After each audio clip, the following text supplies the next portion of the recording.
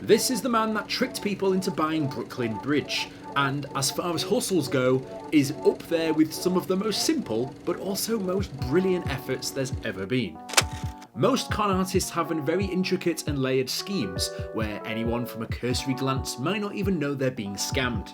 However, on this occasion, these scams were so outlandish that you might not even realise that it's a scam at all.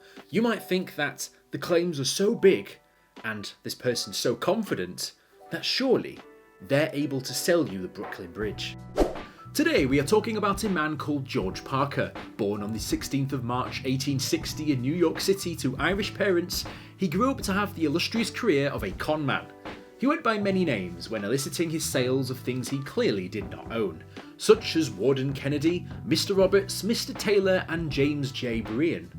He sold a whole bunch of public property under the false pretense that he actually owned them, or had the authority to sell these things to people when he actually didn't. This was more commonly than anything New York's public landmarks to unwary immigrants, and this is how he was really able to pull off this scam. Anyone that grew up in the area knew that he was full of shit, but for anybody that perhaps didn't realise the customs or who this guy maybe was, they were just completely caught up in the whirlwind of this con artist himself, targeting those who simply didn't know any better. Like I said, he managed to be able to flog a lot of stuff in the city to people and make some tiny profit while doing it. But perhaps the most well-known one, due to the fact that it's bloody massive, is the Brooklyn Bridge. Somehow he managed to sell this to people and people genuinely thought they were buying this bridge. I couldn't tell you, I don't know. Just so you know, this bridge was the longest suspension bridge in the world at the time it opened in 1883. Around that time when our man started to flog this very massive structure to immigrants around him. The span was originally called the New York and Brooklyn Bridge, or the East River Bridge, but was officially only named the Brooklyn Bridge many years later in 1915. There isn't much recorded about how he actually went about and got away with what he did to convince people to sell the bridge to them, which must have cost millions of dollars to build, but whatever he said, his charisma score must have been through the roof, because he managed to sell it on multiple occasions. So whilst I'm at it, you guys want a monorail? That's right, all you really needed was a sucker to come along, sell them a piece of public property that you didn't own, and you could walk away a very rich man indeed. How he actually got away with this was down to the fact that not only could he talk the talk, but he had the receipts. Fake ones admittedly, but he was able to have impressively forged documents to prove that he was the bridge's owner, then convinced his buyers that he could make a fortune by controlling the access to the roadway. So, by showing that there was a potential investment opportunity to be made here, people kind of gave this a bit more serious consideration than just buying the bridge for the hell of it. Basically, if you could put a toll road on this massive bridge, how much money could you theoretically make? So yes, from the outside you might wonder how people fell for this, but you have to remember that you're dealing with a professional con man, someone that has the receipts to prove ownership, and they've just given you a killer business proposal. You'd be forgiven for buying the Brooklyn Bridge from this person, despite the fact that you're being robbed in broad daylight. This was the land of opportunity at the time, and for many, that opportunity came by scamming other people. He was on record having sold the bridge on a whole host of occasions, even having been able to sell the bridge multiple times in the space of a single week. The police even had to escort some people off the bridge after they tried to set up toll booths.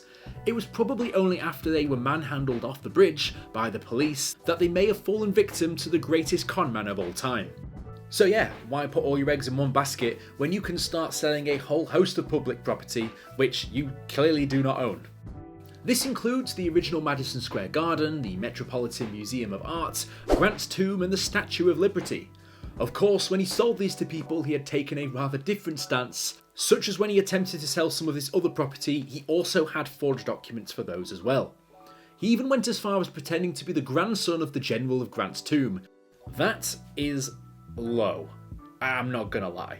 What's funny is that this isn't actually the first time this has happened, and he's certainly not the last person to have tried this, as there is another who has also scammed people in the past doing the exact same thing.